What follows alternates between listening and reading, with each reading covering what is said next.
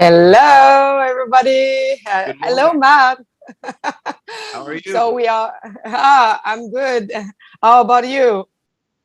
I'm doing well. Is it? Yeah, good to see you again. It's been a little while. It's been a while, huh? It's so Yeah, bad. You are the opposite of the Canada. it's just how it is. Just so, yeah, Canada in 2022. so welcome to everybody who are joining us for the live stream, daily live stream. We are always live between 12 to 1 for the Eastern time, of course. So today we have lots of topic to cover up. But in case, or maybe if we are going to touch a subject that, as you know, like YouTube doesn't like and can censor, we will change platform. But I think today we are fine.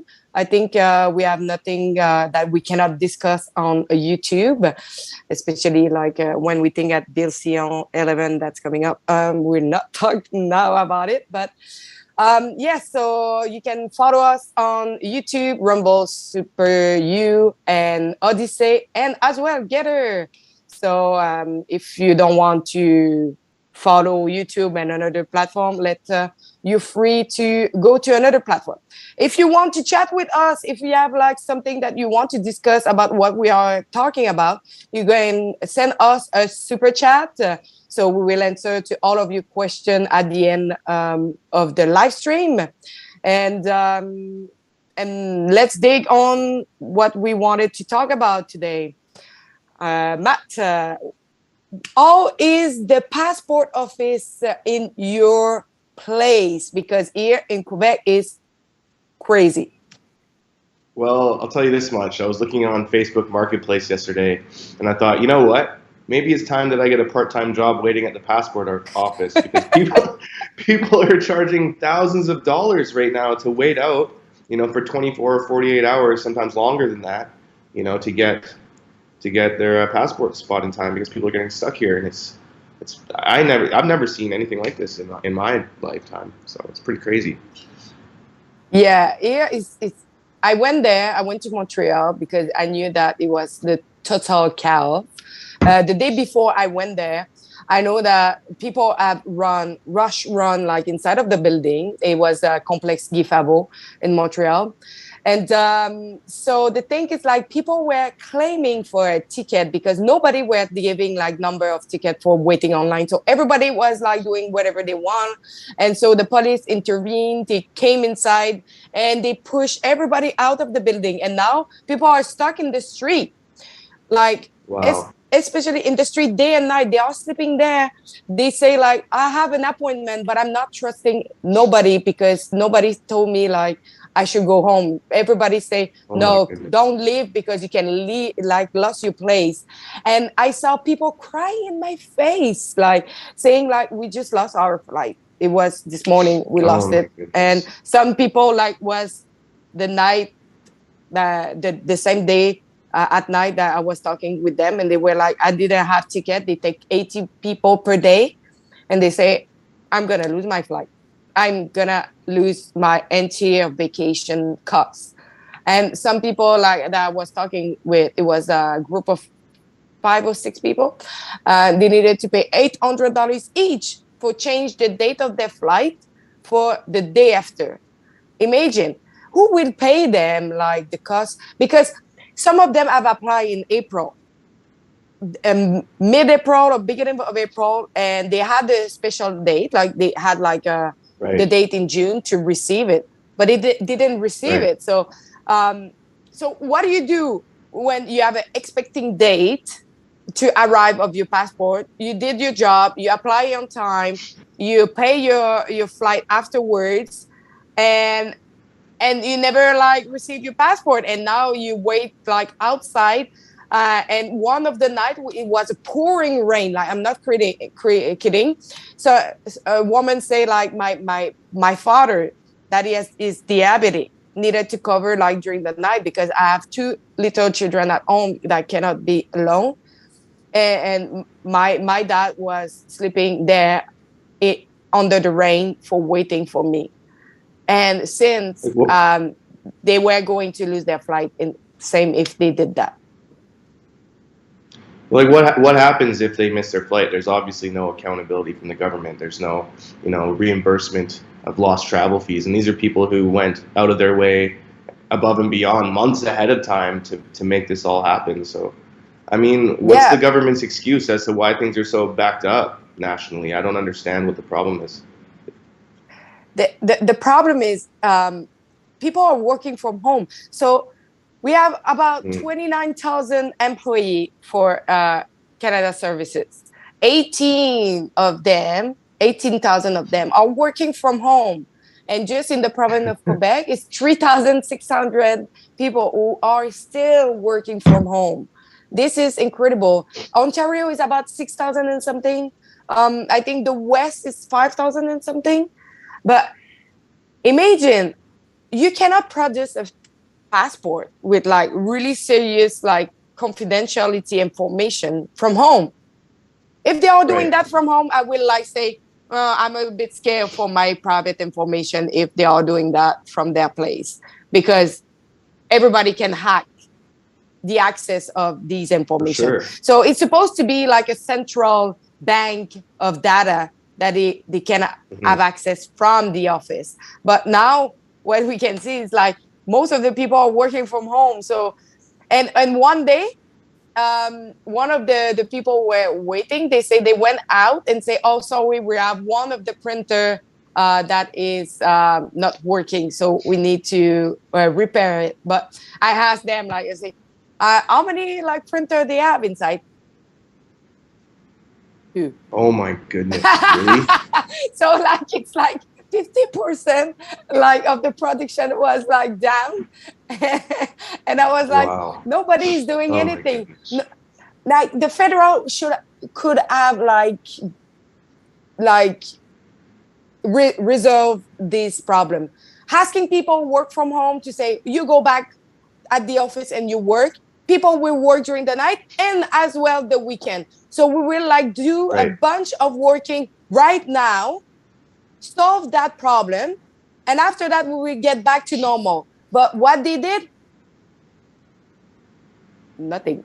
It seems like the tinfoil hat conspiracy theorist in me can't help but think that all of this backup is intentional, because once identification verification all moves towards biometrics and being digital, well, now you don't have to go to the passport office in person, and now you don't have to wait in line, and you can just send your eye scan or your thumbprint through your phone and then pick up your passport. So I don't know, it's really strange to see like all of our Canadian infrastructures just slowly decaying and breaking down over the past couple of years. And a part of me, sometimes I think it's just incompetence, but there comes a point where you have to wonder, like, is it really just incompetence? Because this is inexcusable. Like, our travel system in Canada has basically become the laughingstock of the Western world over the past 6 months, especially. So I really hope that we can figure it out, especially for the sake of these people who all did the right thing and need to get home or need to travel for work or whatever else. It's really tragic.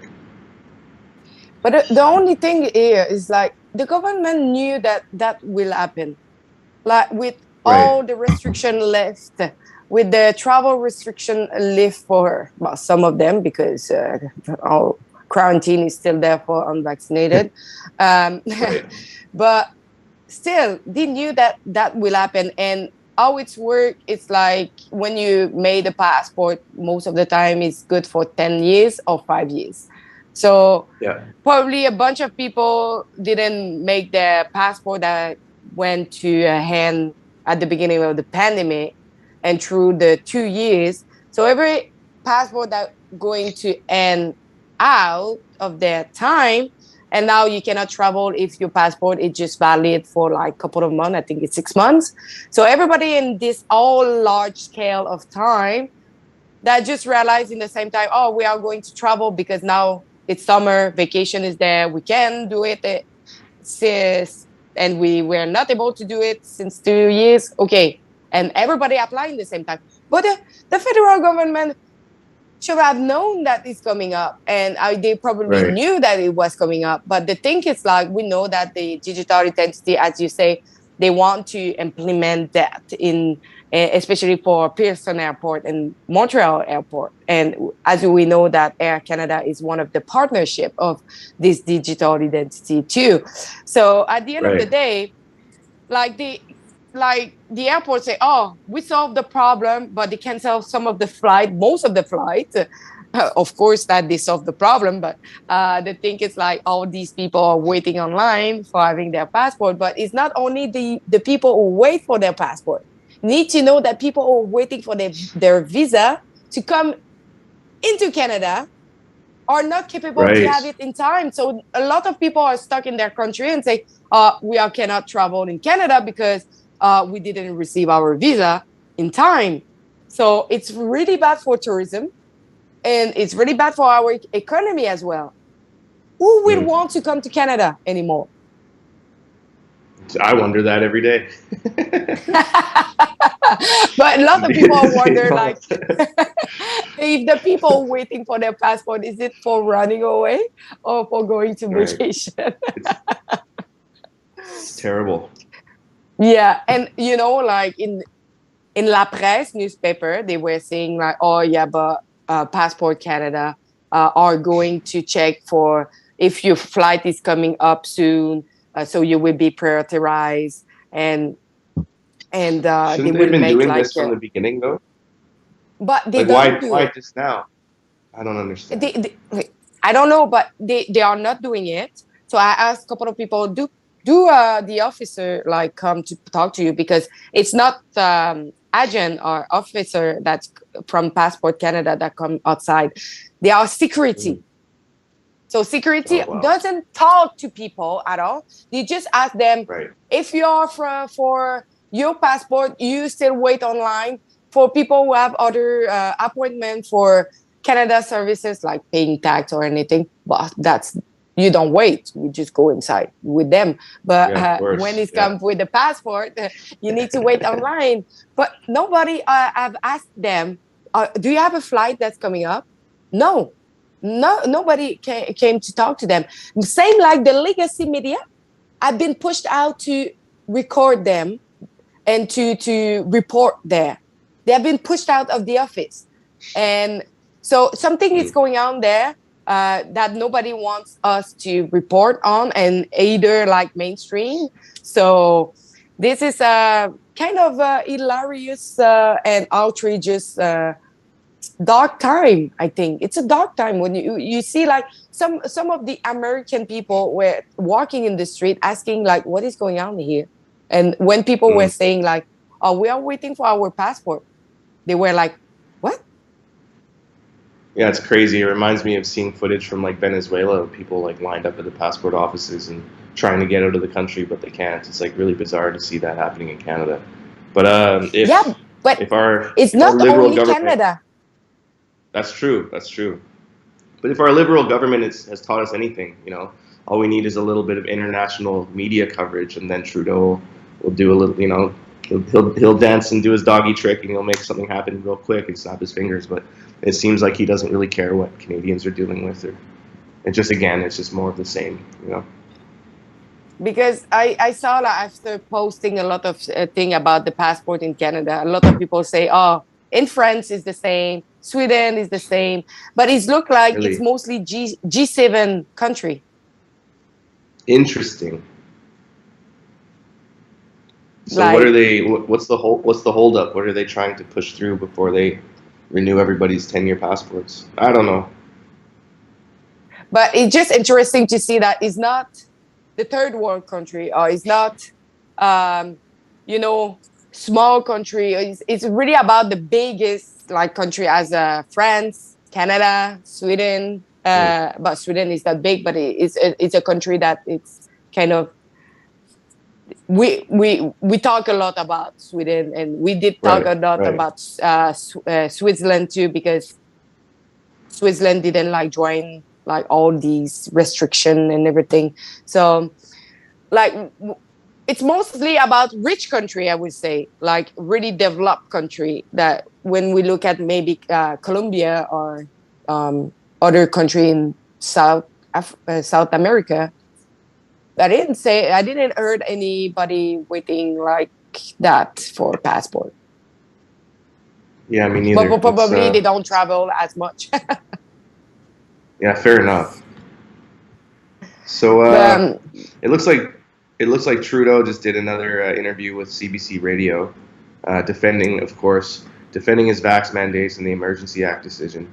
This guy can't take accountability for anything. It's almost like he feels like if he admits he was wrong about one thing, just one little thing, then there will be a crack in the patina that is this perfectly put together world leader, and everyone will see him for the failed dictator that he is. And it's really embarrassing. But he leads off by saying, Justin Trudeau says people who chose not to be vaccinated against COVID-19 must accept the consequences of those decisions, including lost employment and restricted access to transportation and other services. It was their choice, and nobody ever was going to force anyone into doing something they don't want to do, the Prime Minister said in an interview with CBC Radio's The House, airing on Saturday. But there are consequences when you don't. You cannot choose to put at risk your coworkers. You cannot choose to put at risk the people sitting beside you on an airplane, Trudeau said before leaving for international summits in Africa and Europe. Leaving for international summits in Africa and Europe 8 days after he tested positive for COVID, not even following his own restrictions. So I don't know why he was allowed to travel or leave the country, but I guess, more examples of rules for thee and not for me. But it's really, again, it's just this divisive rhetoric that isn't scientific, and it's been debunked by multiple governing bodies and scientific bodies internationally. But again, our Prime Minister just sticks to talking points and political ideology, and he won't take any responsibility for the damage that he's caused to our national fabric. And not only that, he'd rather just not look at it. And it's really disgusting. I'm really tired of it, to be honest. I find that so stupid when we see you were wrong, admit it. Yeah. It's only 2 words. Like 3 words. I was wrong. You were wrong. What are you saying? It doesn't make sense. When we look I always take that example for the traveling. When I go to Montreal, I cannot take a train. That is way more spaces, way more good for the air, and you're not really close to nobody. But you can take a bus that you are like that with someone else. The air is not really good, and at the end of the day, I have more risk in a bus than in a train. So where's the science in this? Yeah, there And is no I'm sure science. he It's just cannot explain. punitive. No, period. No, it's just punitive, and it's the same with the Emergency Act. This flip flop saying, yeah, we consulted with the police to invoke the Emergency Act, and the police wanted it, and then police, literally the same police they claimed they consulted on record saying no, we didn't. So it's just this article makes an interesting point in CBC. It says he's taking on more divisive traditions. There's a little bit of a Pierre Trudeau in his politics the longer he's in office, which meaning now that he's been in there longer, he's more willing to scrum with the media. He's not worried about being liked as much, which I guess we're definitely seeing. But you know what? If he was willing, and I will say, as someone who's obviously a very vocal critic of Trudeau and the Liberal policies, the thing that gets me the most is the gaslighting and how stubborn they are. If you could admit that you were wrong just for 1 second, okay, well then at least that opens a window for dialogue and discourse. At least we can feel like we're meeting on an equal plane, and we can have a conversation. We can work through the issues that are facing our country together, and that instills trust in our institutions. Even if I disagree with you, if I feel like you're man enough or humble enough to admit that you were wrong, okay, well then we can start there. But when you're not, and when you just double down on things that are obviously wrong, have been debunked and refuted and failed over and over again, issue after issue after issue. It's okay, well you're not a benevolent leader. You're a dictator at that point, because where is the democracy? You're going around the whole world talking about how we need to combat failing democracy in nation states, and you're contributing to it. You're leading that charge. So it's very yeah, I don't know. It's dark days. To talk about, for me, it's just losing more and more rights. And I think like what we get through the years, we are losing it like slowly. Just by example, the trial, the Supreme Court that just like gave their verdict about Joe and Wade trial. This is another proof of losing rights that we fight for it. That Supreme Court have given in 1973 the right of the woman for abortion, and now they just lost everything. And I was just looking like a Roe. Roe, it was a divorced woman who win the right of abortion in 1973, and now I don't know what happened, but the Supreme Court gave the right to ban abortion, and now we are talking about most of half of the states in the United States that want to ban abortion. What is your thought, you as a man, about this? Yeah, it's interesting because things are more polarized and divided than ever. Traditionally, the United States being a republic, it works a little bit differently than Canada does. Meaning, traditionally, the states are supposed to have more individual powers, and because there's such a strong evangelical Christian base that are socially conservative in the United States, and it's built into their fabric. Obviously, there are some people who feel, male or female, they feel that abortion is murder, right? So the question is, what? It's tough. It's like, it's one of those. It's a perspective on life where coming from it on opposite sides, you're going to see things completely differently, right? And this is maybe not a fair example, but I was on a missionary trip in Uganda 2 summers ago, and there was this girl there.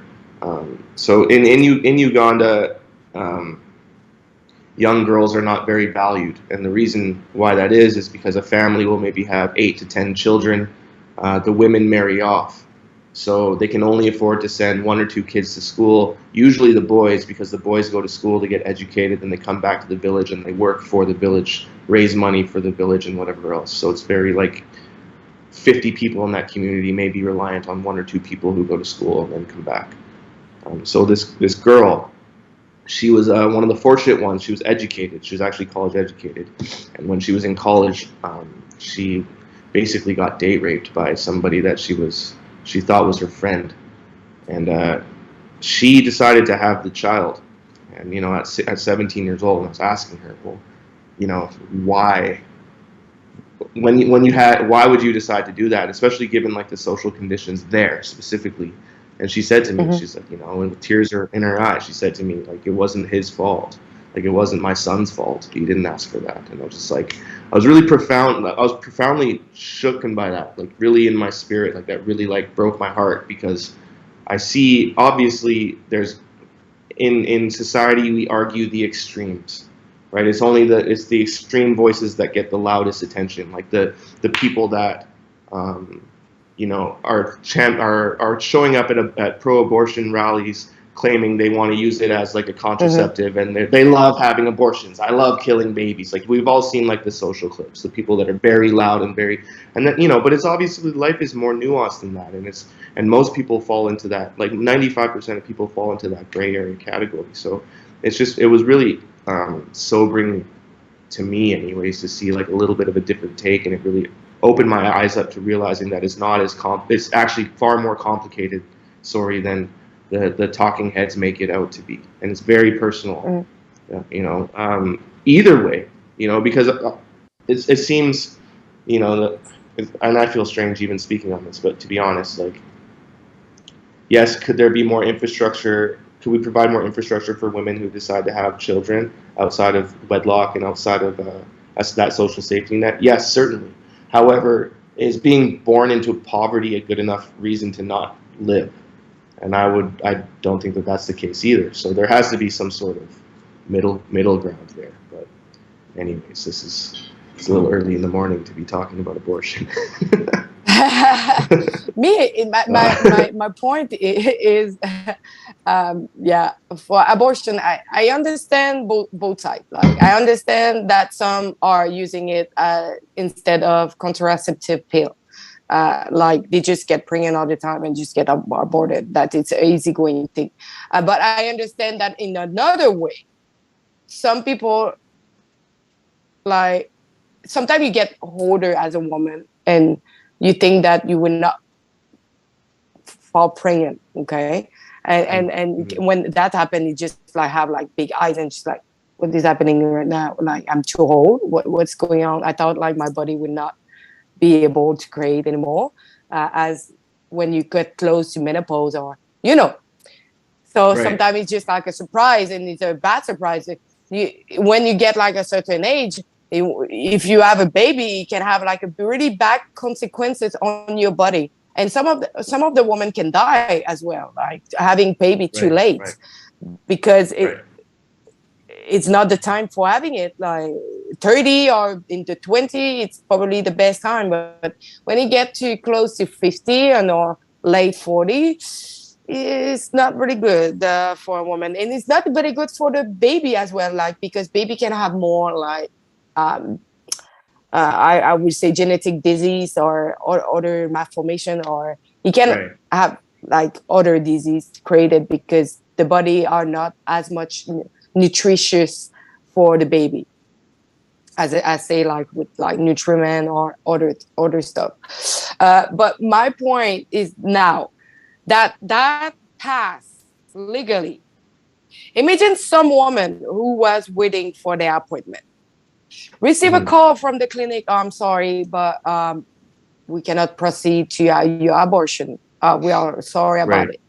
And so all these women turn to other state that would probably do some abortion. They call them. Oh, we are sorry, we don't have any space because everything filled up in a couple of hours before, days before. So they need to travel really far away. They don't have money, so they will ask money for other people, for the gas, because the gas is incredible, like high, and they will need to travel to there to get an abortion. Because some people have like being raped, or some people they met a guy that, like, I don't know if you know, but as a woman, I know that when you begin in life and you have like a first sexual like relation, but I would say that some guy doesn't want to wear a freaking condom because they don't feel comfortable on it, or they prefer without it.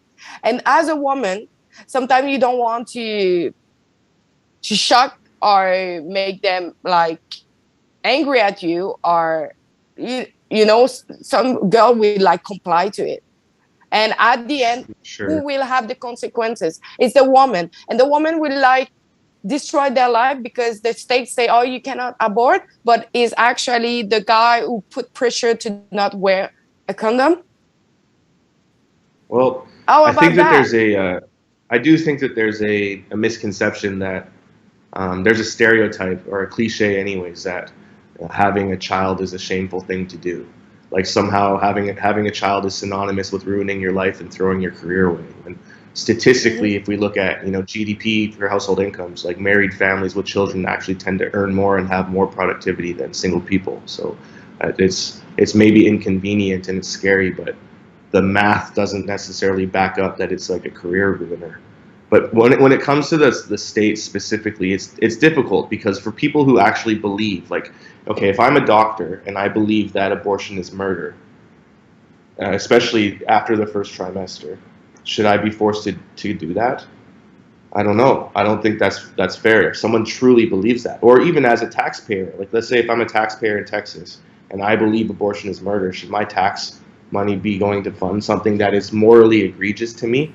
I don't think that that's fair either. So maybe, I don't know. Like this is something that I ask myself in BC all the time, especially with the legalization or decriminalization anyways of like heroin, crystal methamphetamines, and all of these hard drugs, which will soon be followed by government legalization and distribution. Like, do I want to pay for that?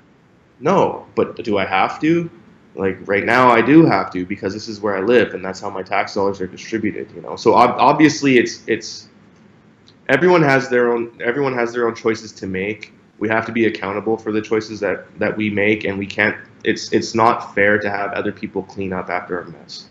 At least that's where I stand on this issue. It's you have to be naive to think that if abortion is illegal now, somehow people won't do it, or they just won't have safe access to it where they are. So I think that the bigger battle for the pro-lifers ahead is changing the culture into, especially the public dialogue, into thinking that yes, having a child is the worst thing that could ever happen to you. Because I don't think that's true. In fact, like, you know, seeing friends and family that have had unplanned pregnancies throughout different stages of life, it's always turned out for the better at the end of it.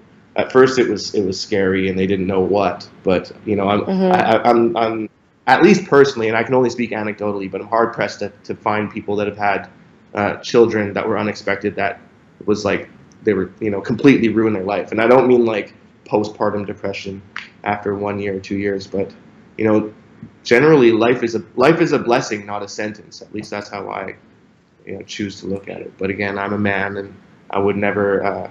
You know, everyone can make their own decision. You know, and I respect that. But that also doesn't mean that people have to agree with the decisions that are being made.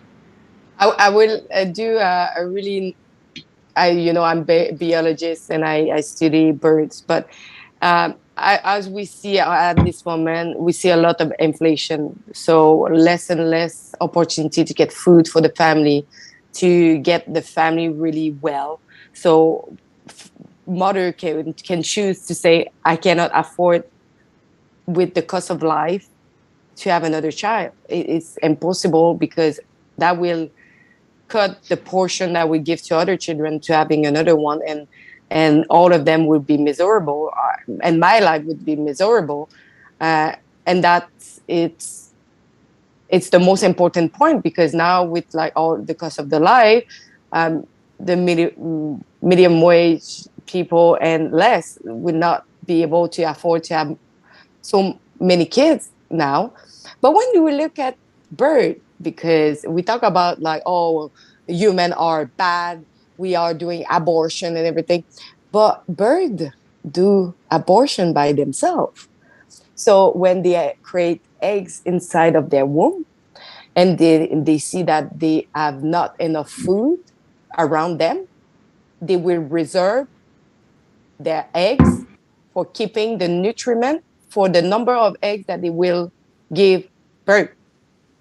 So they are doing themselves an abortion when they see that they cannot afford to have more baby that they did produce inside of their womb.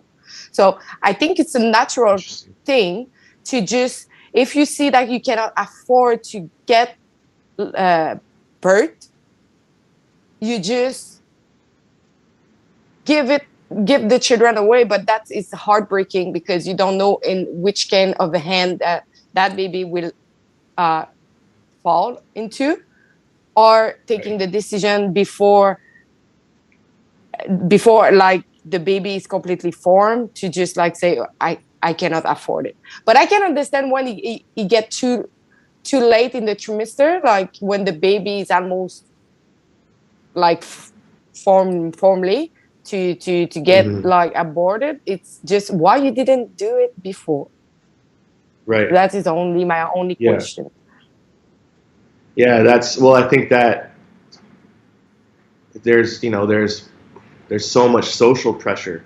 There's social pressure to have the child. There's social pressure to not have the child, and it's like, and I know this is gonna come off tone deaf. So to our female viewers, I apologize, but I feel like as a man, we have no say in the conversation. Like, but That's we not have true. all the accountability if the child comes. So, for example, like if I'm with my wife or my girlfriend, and my girlfriend gets pregnant, she decides she doesn't want to have the child, but I really want to have the child. Even if she doesn't want to raise the child, I'll take full custody, full financial responsibility for that child. I have no say in that. However, if the child is then born and I want nothing to do with that child, well, I'm still responsible for child support. So I don't think I think. And you know, it's even if you expound out, if you look, I believe that a lot of the problems that face us social politically can come back to Yeah. economics and fathering, like weak fathering, weak mothering, and economics. So I think destruction of the family home, uh, even before the baby comes, like rupturing of the nest, to use like the bird analogy, is also, you know, critical into what we're facing. Um, but again, that's just my 2 cents. You know, like That, in the New Testament, you know, and I understand it for like the Christian perspective, but I understand why Christians are so, yeah. for a lot of reasons. But the idea of even in the first trimester, why it's so egregious to some very socially conservative states is, you know, the in the New Testament it talks about, it writes about the apostle. John the Baptist recognizing the baby, the fetus of John the Baptist, jumping for joy when it recognized Jesus in Mary's belly, right? So like it's I knew you and I formed you in your inside your mother's womb. So that's very a part of like Christian theology and ideology, that life begins right at conception. So that's a whole nother, you know, the States obviously isn't a theocracy, but it's as close as it gets to the West, you know, in the West to a theocracy as far as like biblical morality forming fundamental laws. So I can see why people are so upset and why they take it like, you know, why this is such a personal issue. Um, because there's also shame built into the whole thing, right? There's people who have been on one side of the argument or others.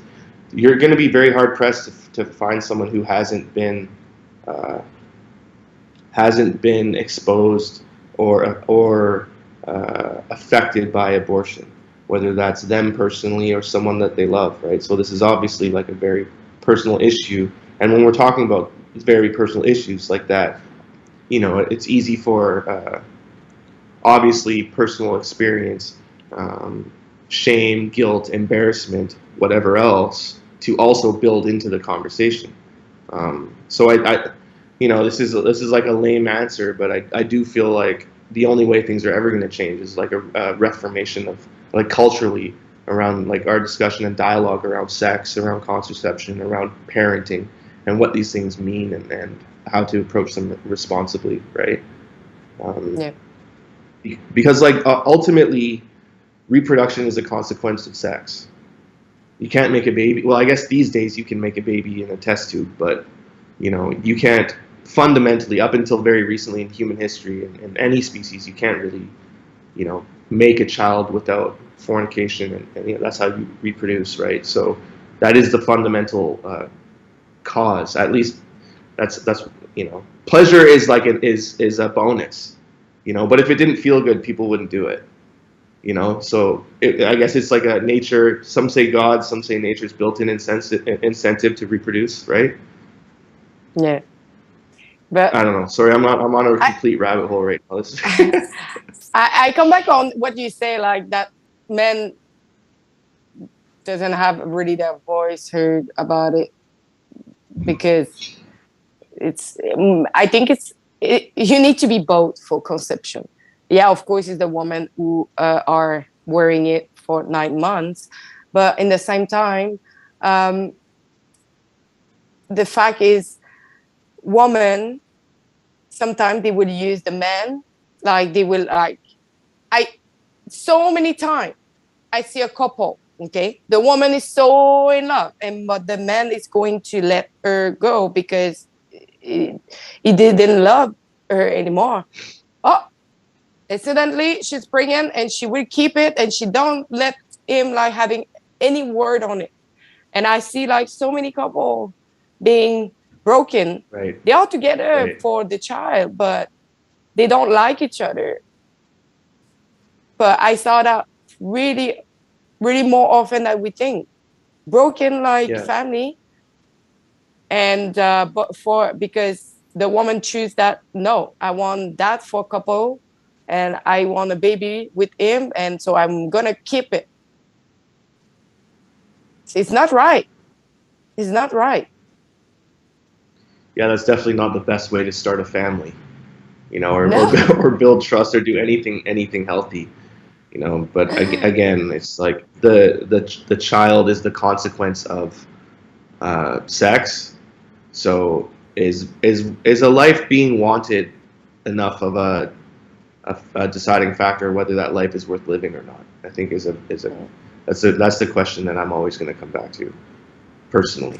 And it's, and especially like I don't know if you remember, but should we be like having less people on Earth? Huh? Isn't No, we that need what more like people. Like everybody? our birth rates are falling off a cliff right now in the West. And it's funny because I have a theory. If you look at um, all of these progressive agendas, right? Whether it would be the trans agenda or the LGBTQ agenda or the in some ways usurp the pro-choice agenda or the hard drug initiative or having dual incomes. All of these things decrease birth rate. Like all of these things decrease birth rate. So if as soon as birth rate starts to slump, productivity starts to slump, and the economy starts to slump. So the only way that you can prop up that economy is by bringing in, mass amounts of immigrants who are socially conservative, who do procreate and who do have children, to then bolster the failing economy because the resident population isn't having kids. And the crazy thing about the birth rate is it only takes one generation for things to fall off the cliff and go terribly bad. Right? And we saw that with China's one-child policy, how they did that, and then things went terribly for them. And now they're trying to create all these incentives so people will have children because if there's no workforce, productivity stops. So I think Canada is definitely going to see the effects of that, and I think we already are seeing the effects of that, to be honest. But sorry, But were the you talking climate about something change, else, Alexa? no, but the climate change agenda, like to because we are too many people on Earth, so we are using too fast their resources on Earth, so we will reach like the end of our resources very soon. So we need to be less Right. people on Earth for using less of our natural resources. It's not a thing that has been like around since a while, like that we should be less people, and now they are banning abortion. So it's just like I think it's just two ideology that's Yeah. controversial. Yeah. All of these global climate change, especially too, all of these agendas are just encouraging people to not have children, encouraging people to not procreate. I'll share an anecdote with you. Last year, Dre and I covered one of these extinction rebellion protests at the Lionsgate Bridge in Vancouver, which is the main bridge downtown. And it's funny because anyway, Trudeau and Singh and they have nothing to say about these, progressive protests, but as soon as it's a conservative one. But anyway, so these guys shut down the bridge. And I was speaking to one of the organizers. His name was Tillicum Tom, 60-year-old guy. He was a member of Greenpeace, and he's been an eco protester, eco ally, as he put it, for basically his whole life. And I was asking him, like, why are you out here today? He's like, I'm out here for my son. And I'm like, okay, do tell. He's like, well, my son he's 21 years old. He's a brilliant guy, and he said to me something a couple days ago just broke my heart. I'm like, well, what's that? He's like, Dad, I don't want to have kids because I don't want to bring children into this mess of a world that's gonna, end in 10 years because of climate change or whatever else. And this guy has like tears in his eyes as he's telling me this, right? And the thing is, it's like Tillicum Tom, this Tom guy, because of the rhetoric from the far left, because of this climate change rhetoric, he's never going to be a grandfather. So because of that, he feels so much pain for this environment, this social environment that he actually created within his own family, the seed of doubt that he planted within the heart of his son, that his son doesn't even want to procreate. His son will never experience the joy of fatherhood, and because of that, Tom will never experience the joy of being a grandfather. And ultimately, if we're not bringing new people into this world, who's going to change it? Who's going to be the person to cure cancer? Who's going to be the people to reform our government? Who are going to be the great minds in technological evolution for good? If we're not having children, no one will do that. That won't happen ultimately, So it's really sad. He couldn't, sometimes we're so close, we can't see the forest from the trees. We can't figure out, and he was so wrapped up into it. He's so gung-ho on this ideology that he can't see that it's his own ideology that's contributing to the sorrow that he feels. It's not the world's fault. It's not everybody else's fault. It's what he clings on to and believes so much that is actually like destroying his family. It's really heartbreaking, you know. But I think This that's is really sad. liberal cities, coastal cities are falling victim to that. This idea that, you know, having a child is an awful thing. It's a curse instead of a blessing. It's better to focus on your career 100%. And this idea that gender isn't gender binary is a social construct. Like all of these things, they all contribute to not procreating, to not having children, and to not experiencing what a family is. And a lot of these ideas are being championed by people that come from broken families, and ultimately hurt people, right? So it's just, I don't know. It hits a tender chord in me, because I see how people's lives change when they become parents. I see how they enter like the second gear. Mm-hmm. And that's not to say that every child is, obviously that's not to say that every child comes in like a perfect circumstance, you know, but at the same time, maybe there needs to be more reverence around what sex is, and how we respect our bodies, and who we decide to share our bodies with, which is the most personal thing I believe that we can do. And having the ability to create life is just such an amazing thing, you know. So anyways. No, but I understand perfectly what you say. And that story is really, oof, it's really sad. Yeah. And I think But that's a lot of it, you know. It's a lot of people feel this way, right? Why should I bring a child into the world when it's just going to melt, or the economy is ending, or whatever else? And it's like, ultimately, it's such a, how, imagine waking up every day feeling that way, viewing the world through yeah, that lens, that everything is over, you know, there's nothing that we can do to make it better. And oh, what a terrible way to live your life, you know. And at the very least, at the very least, I think that these politicians and these corporations that are championing these messages, without any accountability, they're responsible for literally like robbing people of their joy and their future, because they're planting these ideas. And at least, you know, on the centrist conservative side of the aisle, I see more hope. You know, like, if we roll up our sleeves and work hard, we can make things better. But I don't see that from the left. I see, this is your fault, everything's going to hell, the world's on fire. So, well, that's not a very inspiring message, you know. And obviously, we're going to see people reacting the way they are: violent protests, divisive narratives, hateful rhetoric, etc. Because they don't believe in the future. They don't believe that there's anything.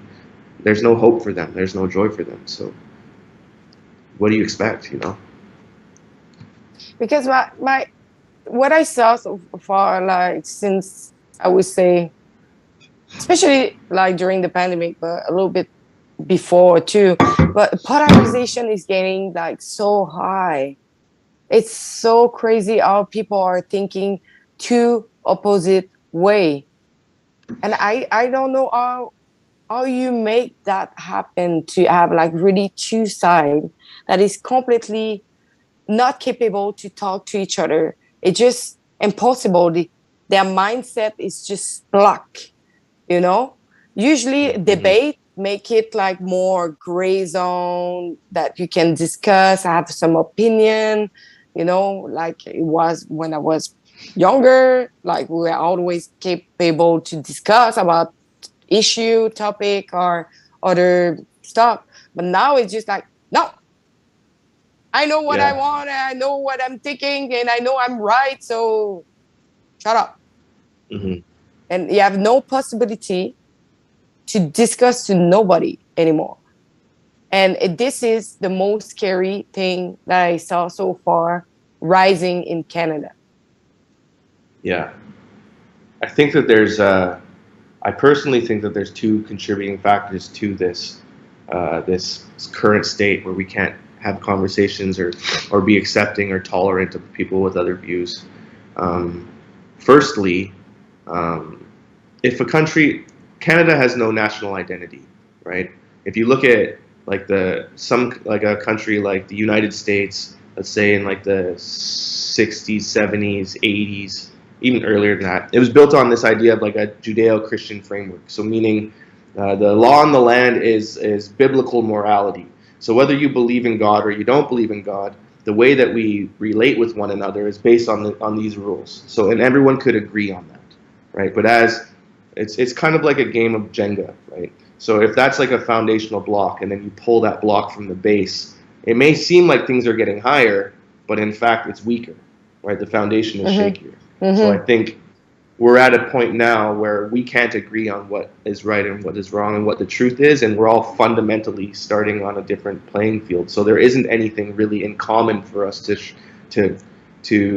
like there's no middle ground, there's no commonplace, because now political issues or social issues are being conflated as moral issues, or they're religious.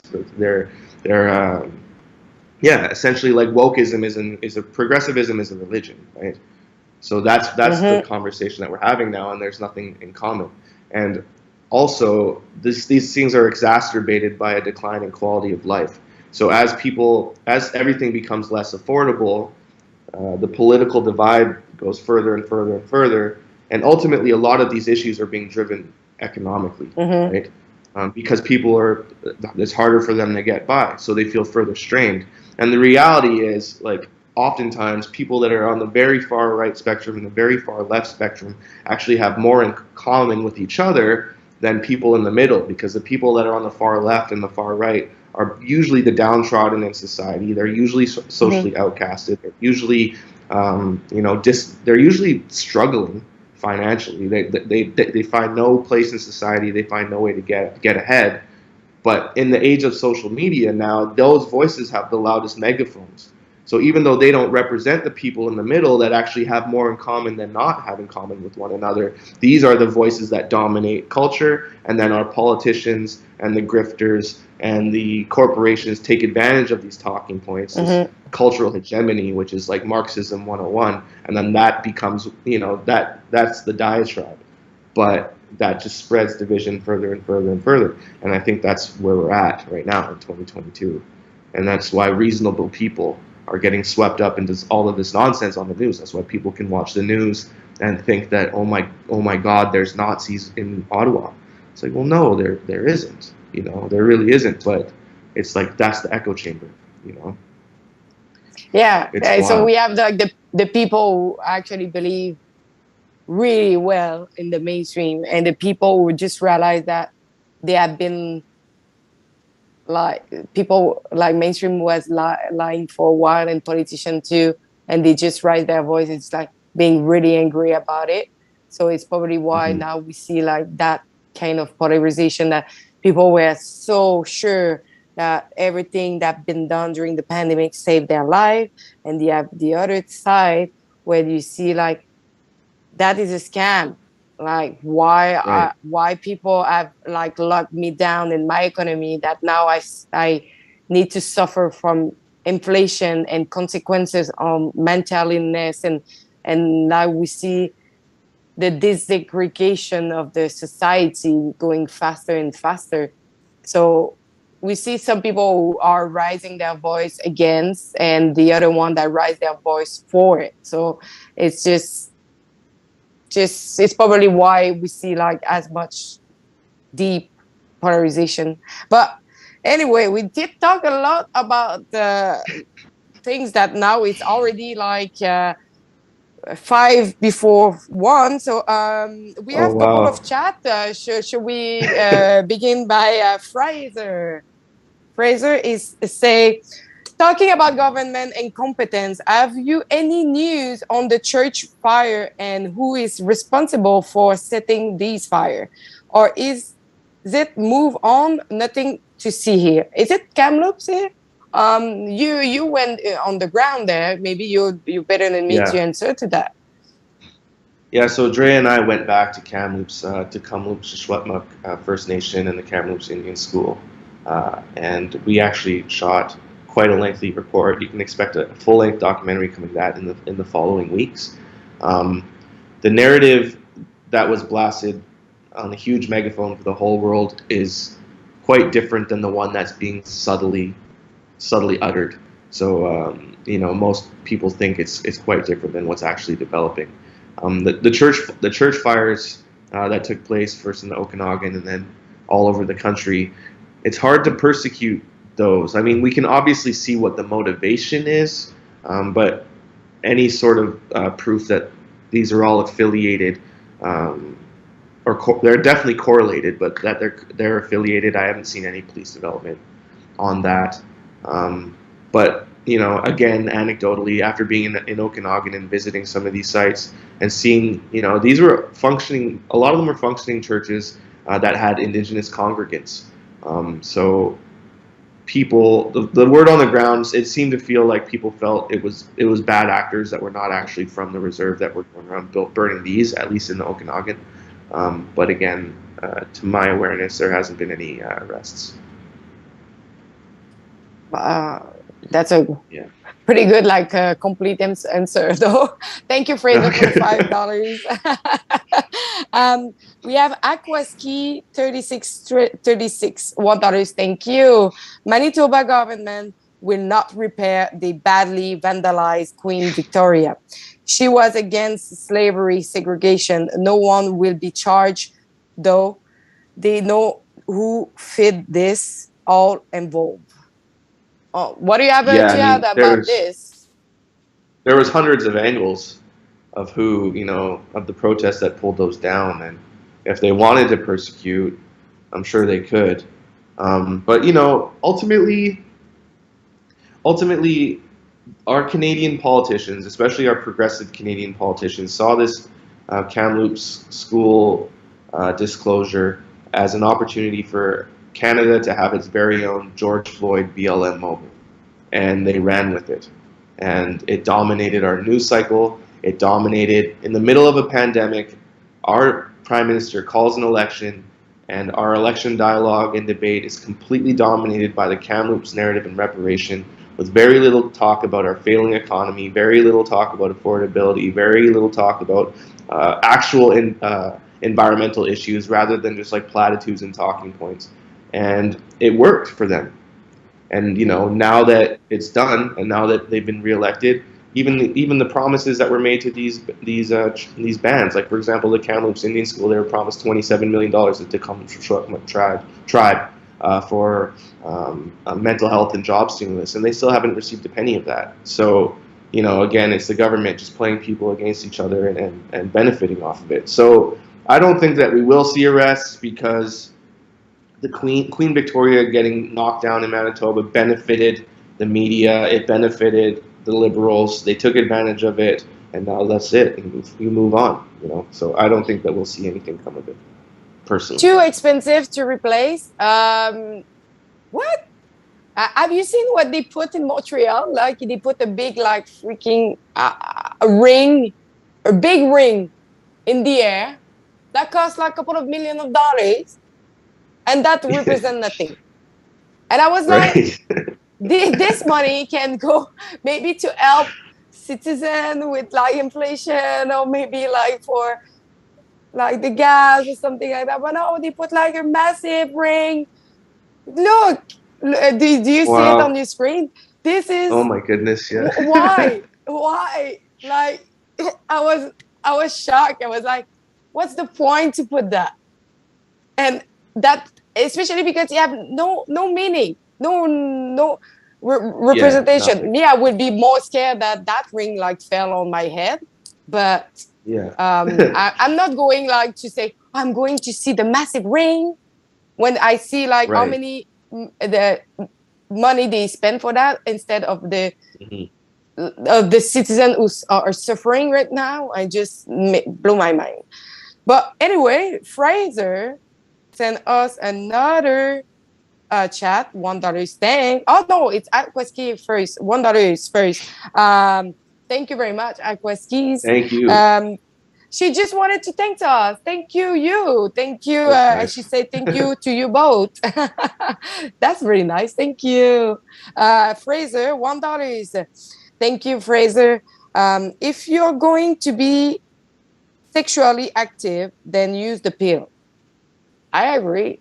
Or now you have pill for men. Huh? Yeah. I think that's great. I think, it doesn't always work. No, that's the issue. I think a lot of people do use it. It doesn't always work. But because I was watching one pill that I'm taking, and it's made by Pfizer, and I was like, should I really take that? Yeah, I'm boycotting anything Pfizer forever. for the rest of my life. Yeah. So. Yeah, Pfizer is everywhere. We have another one. It's from King7734, $1. Thank you, King. For Alexa, tabarouette. Hola! Oui, tabarouette. Oh, by the way, it's Quebec Day, so bonne fête du Québec pour tous les Québécois qui nous regardent. So yeah, it's Quebec Day today, so every shop is closed. So I'm trying to get milk this morning, and I was really paying to find a place open. I think it's only in Quebec that this day it's really a celebration. I don't think nobody else is celebrate that in Canada. It's like we don't celebrate Ontario Day, but we don't really celebrate Canada Day because it's the moving day for Quebec people. So for everybody from Canada, if you end up to Canada Day in Quebec province, you will see a lot of moving truck. And don't be surprised, it's normal. It's not because everybody is running away. Well, they can't go anywhere. They can't get a passport anyways, so they're stuck. Thank you for doing this with me today, Alexa. I really appreciate it, and your graciousness around the sensitive debate and topic that dominated our live stream today. Thank you for humoring me. You're a sweetheart as always. So, and happy Quebec Day to you. Thank you, Matt. You know, like I'm always talking about you, how talented you are. I hope that all our viewers know that Matt is a really talented singer. And if you didn't check what he's doing, this is really just incredible. Seriously, everybody needs to see Matt Brevner. I have all your playlists on my Spotify. I find your vision of what is going on. It's really well done, and you're smart. You're smart. Oh, thank you. And you're well spoken. Thank you. So now I'm going to send you some flower. Oh, I will. Yeah, it's always nice to get your flowers while you're still alive, right? So I'll take that. Yeah, exactly. I really appreciate that. Yeah. Take it because you will not receive much. Yeah, it's true. All right, and thanks to everybody tuning in on the live stream on all the different networks, and we will be back on Monday. Yes. Ciao, everybody. We love you. See you soon. We love you. Take care. Not put any undue influence or pressure. It is extremely important to highlight that it is only the RCMP, it is only police that determine what and when to release information. The commissioner's statement, the minister's statement were very clear on that. And yes, I still very much have confidence in Commissioner Lucky. Not put any